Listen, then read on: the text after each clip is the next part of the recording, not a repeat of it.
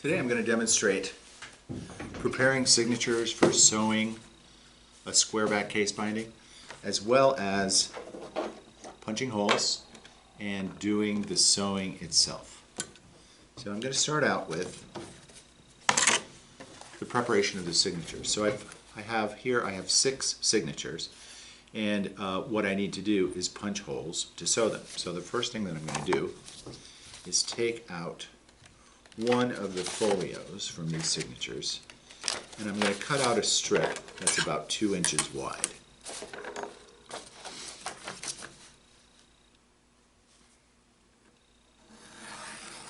Okay. And there are all kinds of ways of doing what I'm about to show you. The idea is that I want a hole that's a 1/2 inch from the top, 3/4 of an inch from the bottom, and then 3 evenly spaced 1/2 inch gaps, and you'll understand as I move forward. So I think what I'm going to do is just the simplest way, but there are all kinds of ways to do this. So from the head or the top of the book, it's going to be 1/2 inch.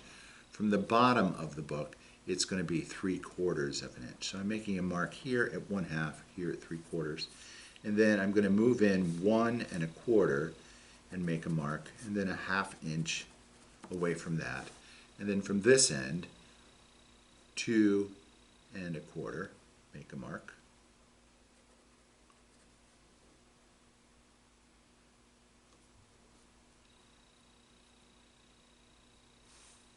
and then a 1/2 inch away from there.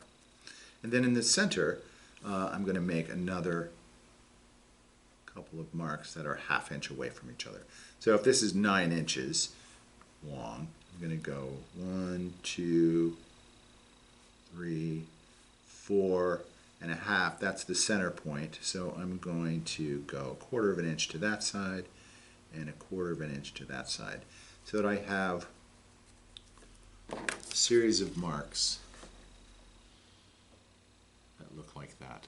All of those spaces are a 1/2 inch apart, a 1/2 inch from the top, and a 1/2 inch, 3/4 of an inch from the bottom. Once I have that, then I am able to punch my holes for sewing. So I have this, and I have this, and what I'm going to do, I'm going to take this template that I just made, and just put it in the spine fold of the remainder of the signature that I just took out.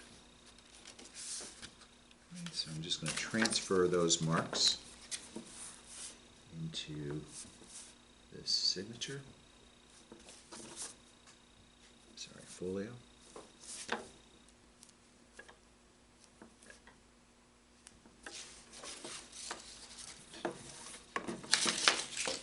And then I'm going to punch holes. Okay, so I'm kind of have it flat against, and I'm going sort of at an angle so that I come out right at the spine fold on the opposite side. And again, this is a template for making the holes. So I'm going to take my first signature and open it up to the center.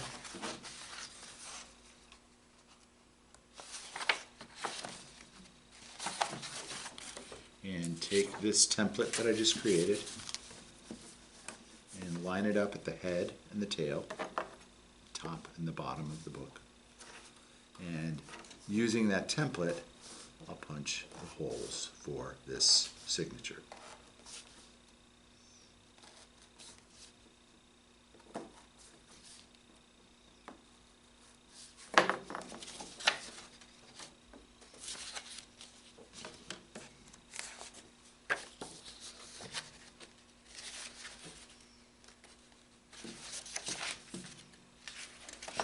So I'm just going to go through one signature after another, making sure that it's aligned here and here, and punching my holes. Again, I want to make sure that those holes come out right at the spine. So I'm kind of keeping it flat and pushing. Keeping it flat, pushing. Flat, push. Flat, push. And I'm going to go ahead and do that until I've completed all 6 signatures. So today I'm doing 6 signatures that are 9 inches tall and 6 inches wide.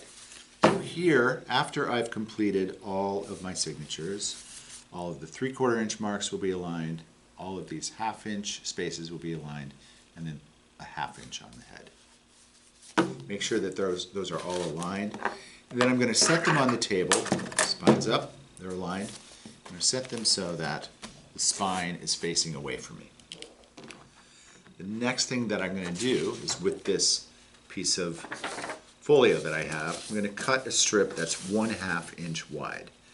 The easiest way that I find is using the cutting mat and marking where that is. So it's a line. Each square is a 1/2 inch, so that just makes it real easy for me to cut this without using a ruler.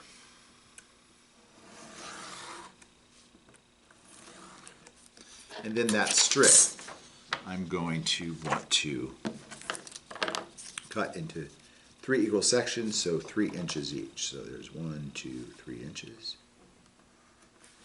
And 1, 2, 3 inches. Okay. And for now, I'm just going to set those aside.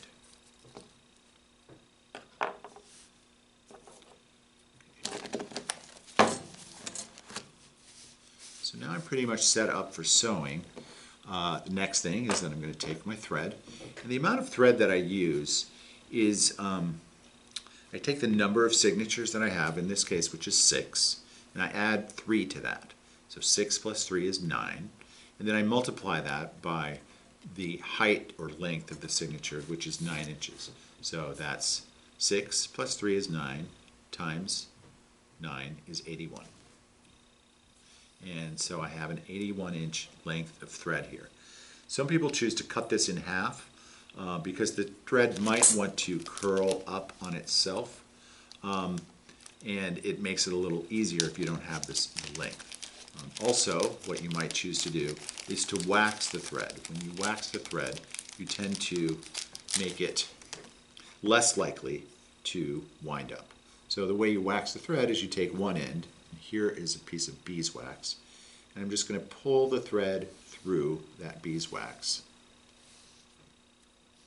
so it coats the thread. And I'm going to do that a couple times.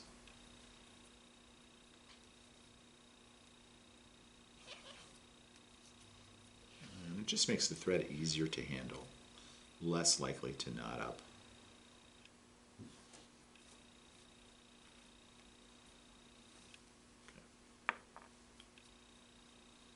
And then I kind of just smooth it between my fingers so there's no like clots of wax on the thread. Set that aside so I don't lose it. And take my needle. So the next thing I'm going to do is thread my needle.